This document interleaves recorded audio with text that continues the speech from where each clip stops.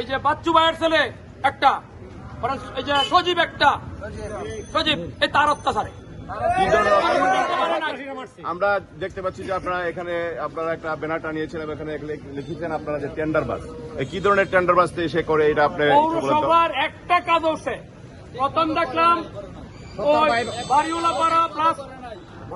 বাড়িওয়ালা প্লাস নয়াপাড়া এইখানে একটা সে যে বসার জন্য একটা দেখা করছে। প্রথম দেখলাম পালাইছে পচা মাটি, বাজারের যে পচা পালাইছে, পচা পালায় পরে ছাই পড়ছে, ছাই দিয়া পরে বালু দিছে, পরে পুরান ইট দিয়া ওই যে আমার আব্বার আমলে পৌরসভার আমার আব্বার আমলে যে কাজগুলো হয়েছিল ওইগুলার ইট তুললে পরিষ্কার করিয়া সাইডি করছে।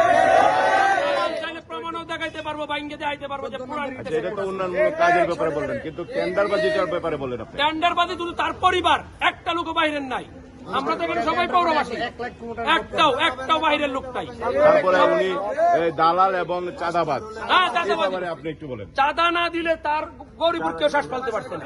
পুলিশ দিয়া, আর্মি, পুলিশ দিয়া, ডিবি দিয়া র্যাব দেশে অত্যাচার করছে, একটা লোক। আচ্ছা, এই ব্যাপারে কি আপনারা প্রশাসনিক কোনো ব্যবস্থা গ্রহণ করেছেন কিনা? না, আমরা আগে তার অপসারণ চাই, প্রশাসনকে জানাইছি অপসারণ চাই। পৌরসভার বর্তমান কার্যক্রম কতটুকু, মানে কিভাবে চলছে এটা? পৌরসভার কার্যক্রম স্বাভাবিকভাবেই চলছে। আমরা বলছি যদি পৌরসভার যে সচিব আছে আপনার দায়িত্ব যেটা হয় দায়িত্ব নিয়ে আপনি নিয়ে নেন। আমাদের কথা, আপনাদের কাজ আপনারা চালিয়ে যান। আমাদের অবস্থান কর্মসূচি আপনারা কতদিন পর্যন্ত স্থায়ী করবেন? ওনার পদত্যাগ না হওয়া পর্যন্ত।